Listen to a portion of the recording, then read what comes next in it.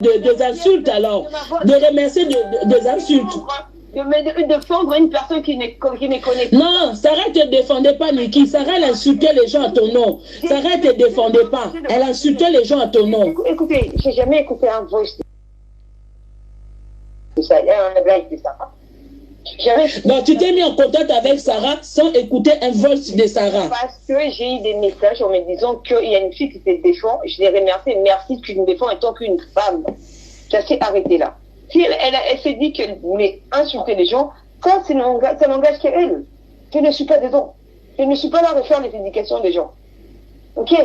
Mais moi, moi, ce numéro-là, ça ne figure pas. Bon, tu dis qu'on ne se connaît pas. Ce numéro-là, ça ne figure pas. Parce que je l'ai cherché. J'ai une amie qui s'appelle Arlette qui m'a trouvé le numéro. Qui m'a envoyé le message. Non, arrête, t'as eu le numéro chez Pierrot. Parce que toi et Pierrot, vous m'avez appelé, vous deux en même temps. Parce que quand je finis mon live, toi tu m'as appelé, Pierrot aussi m'a appelé. Mais il ne faut pas dire que moi j'ai cité, moi dans mes vidéos, je n'ai pas cité le nom de Pierrot. Je ne suis pas bête. Si j'ai eu le nom de... J'ai eu par rapport à Pierrot, je n'ai rien à cacher, j'en ai rien à foutre. Parce que c'est mon ex. J'ai connu Pierrot avant Fali. J'ai rien à cacher. On est des très bons amis. C'est mon ami. Nous avons gardé une très bonne relation. Si c'est lui qui me l'avait passé, je le dirai et je vais la dire. Non, parce que vous m'avez appelé vous deux en même temps. Hein. Mais moi, je ne comprends pas. Quand on dit que Keina, c'est l'enfant du voisin, pourquoi tu fais allusion à Pierrot? Non, mais... Pourquoi tu fais allusion à Pierrot? Parce que Sarah même a dit que le matin... Sarah, c'est ça que tu ne comprends pas. Tu es identifié avec Sarah. On t'identifie avec Sarah. Tout ce que Sarah disait de son nom, de sa bouche, ça venait de toi, Niki. Ça venait de toi. Je ne connais pas. Déjà, tu viens de m'insulter, tu m'as traité de bipolaire. Je t'ai appelé poliment. Non, au fait, tu m'insultes poliment. Non, tu ne m'as pas appelé poliment, tu m'insultes poliment. Donc moi aussi, je te réponds comme ça. Oui. Pourquoi tu n'allais pas me gêner? Ok, Boye. Mais personne ne va se gêner. Quand NK là, la fille que moi je ne connais pas, quand NK m'insulte, elle m'insulte par rapport à qui? Quand NK qui ramasse l'argent dans les réseaux sociaux pour toi, quand NK m'insulte, elle m'insulte par rapport à qui, Niki? Oui, non, quand NK m'insulte, elle m'insulte par rapport à qui? Mettons le point sur le i. C'est une très grande famille. Même si j'ai mon 10 euros, en Europe, il y a au moins 300 personnes de ma famille. Donc, si je comprends bien, tous les gens qui parlent dans les réseaux sociaux, ils ne sont pas en contact avec toi. Non, Niki, si je comprends bien, tous les gens qui parlent à ton nom dans les réseaux sociaux, tu n'es pas en contact avec eux. Je ne suis pas là à me justifier au col de vous. Mais moi, je vous dis même ça. Ça sert à rien. Cette conversation-là, ça sert à rien que ça aille loin. Parce que tu es en train de nier tout le monde. Tu nies Sarah, tu nies NK, tu nies tous les gens qui sont en train d'insulter les gens à ton nom. Donc ça veut dire que tu n'es pas honnête, Niki. Niki, tu n'es pas honnête. Niki, tu n'es pas honnête. Hey, ce qui pense na pousso bana Niki osangani. Niki ozana santa mabe Niki. Ozana santa mabe Niki. Bote ba papa, ba mama, bandeko. Bote barando na barandonet. Bote batoyo balingaka rando. Naba oyo balingaka rando te. Mbote ba jeune garçon naba jeune fille. Mbote bana mike naba bébé. Mbote ba Sainte Anoirite, Sainte Thérèse, Sainte Ingrid Kabongo. Bandeko, pourquoi Niki Menga akoswanisa mama Congo? Pourquoi Mama Congo akolobane bon nayebaki soki nga na lobby okozwa attention? Pourquoi Mama Congo akolobana ifalobana na mida simoke na demer olandi boy?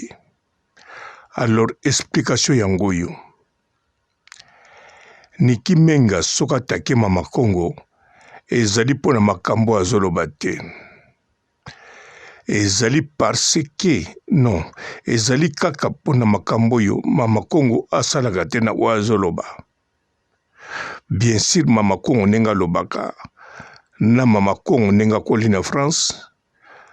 Niki azana besoin azana besoin te ke Paulo belaka ebongo mazane besoin pona basala rando parce que Niki Menga bosi bomoni asali apparition lokola asali apparition elakisi boye nasina bimi a fêté sikoyo fois zalaka donc fois exister donc Niki Menga abandomema batu na modèle ya lingi elingi koloba boye ndenge mama Kongo azoloba mwana mosusu ya liboso donc keyani so keinani basala ne susu test ADN akozala mwana Piero alors Niki Menga alingi eloba makapenza bongo parce que Niki Menga na motema ne ayebi ke mwana wana aza mwana fali me maloba oyo ndenge mama Kongo azoloba basala ye test ADN pa Niki Menga eza très important parce que fali na famille wana ekozala kaka toujours na kati ya succès na ye barando siko lokola asali apparition soka cible mama Kongo a cible moto ya bien moto azaka na poto mega ezaire nyonso pe mutango alobaka pe français akoli pe na poto aza pe na mukanda française alors pa ya Niki Menga a cible muta bien bokanisa te kezaki par hasard mama Kongo akomo grave kosala enregistrement non Niki Menga ebi biloko wana tu boye bango bien Niki Menga azali chinois ya Karine Mokonzi siko na nza longwe chinoise mazalaki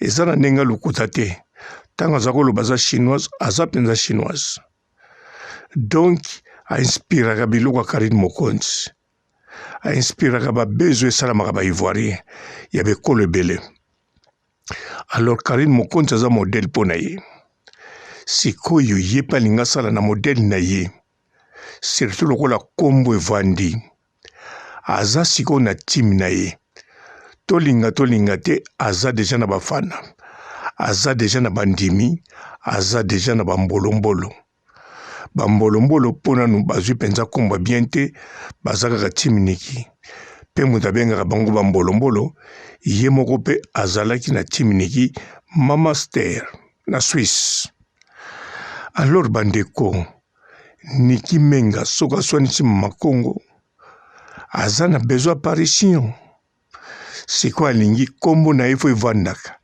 ayebi ke ndenge asali kombo ndenge asali tim Niki soki atiki balobelaka ye kaka bato wana mbando oyebana mingi ye kombo kaka ezolobama donc ye fo asalaka mpe azwaka role donc ndenge bomonaka kaka ex patron asalaka ex patron akokotinda bamerveille rambo akokotinda bamusicien banani mais suka nango fo ye aloba mpo eza nécessaire alors Niki Menga nyonso azosala ezali kaka po alobisa bino makambo bozoloba bino bozokanisa bozotake ye me nzoka ye aza nango posa ndenge nalobi ainspiraka ayali fanatique ya Karine Mokonzi Karine Mokonzi ntango aza atake aza kritike ntango nde azalaka na force ya makasi lisusu ntango aya kosala biloko na ye succès danger ndenge moko Niki Menga azoutilize siko wana bien sûr aza na posa abima victime te mpo Karine Mokonzi abimaka mingi victime alors Niki Menga yeki victime aza nango vraiment posa te bino bokokobimisa victime me ye ayebiki na suka nango akobima kaka moto alukuta bipo ndenge bozolobaka babipolaire ayebi yango bien donc azali na besoin te ke aza na liste ya victime au contraire alingi azala yakuza ndenge alobaki ye aza yakuza pomba yango boyoki alobi na mama Kongo nako beze yo elakisi te ke akolala ye mais eza terme mama Kongo ayebi yango eza balangage elobamaka donc neti moto akobeto mais kobeto na modele moko neti asakani na yo na modele ya bongo ou bien ndenge abakisi susu na koboma yo boyoki yango bien me na ndenge ya ba wesh na kobite yo bwana boyebi yango elobambanga nango ntina basine. Alors aza komitia na place ya yakuza na place ya pomba victime aza nango posa te victime ye na munoko ne akobimisa te aza victime akotika bino bato balobelaka ye balobaka ye aza victime mais ntango akobima ye moko akobima toujours na kipomba ou bien calme. Soki botali ba video banda bima alobi na calme fali akipaka bana bokenda nana te. Sima nango ntango abimi je o basalaki na ndeko na mwasi bomoni bien atiaki ndeko na mwasi azala neti moto azotumbola ye sikoyo abima pomba alobaki tuna mama tuna papa oyebi nga ndenge nazalaka te yebisa cameraman no napesi ye jour soki combien des heures oyebi ngai te nga donc nyonso wana aza kobimisaki pomba ezalaki mise en scène basalaki na ndeko na ye mpo mokili sentir ke azali yakuza.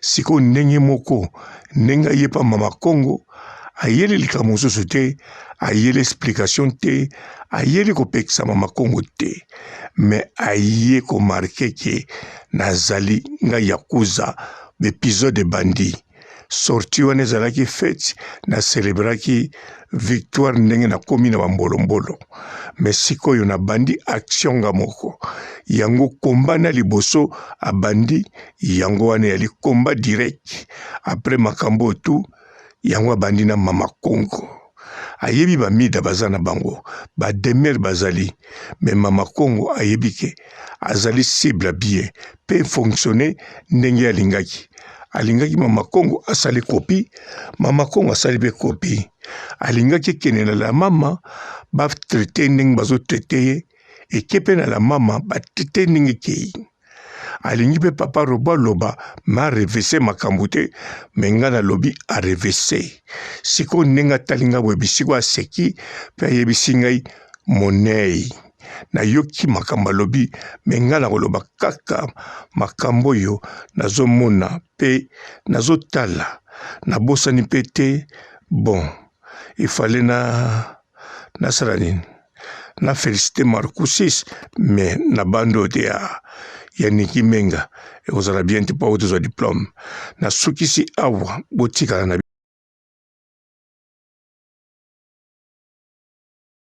Bonjour fidèles internautes de www.elengiakomba TV. Bonjour, bonsoir, balandi nyonso ya Elengi ya Komba. Congolaise TV.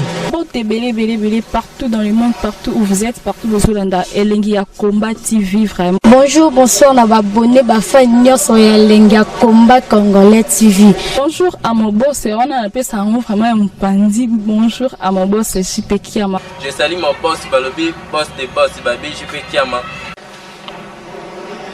Bonjour, na Elengi ya Komba Congolais TV vraiment. Namo na zana chaîne de ça kitoko ya boss na JP Kiama ta ay boss des boss ya ni ya danger. Donc ba santa longola zaki.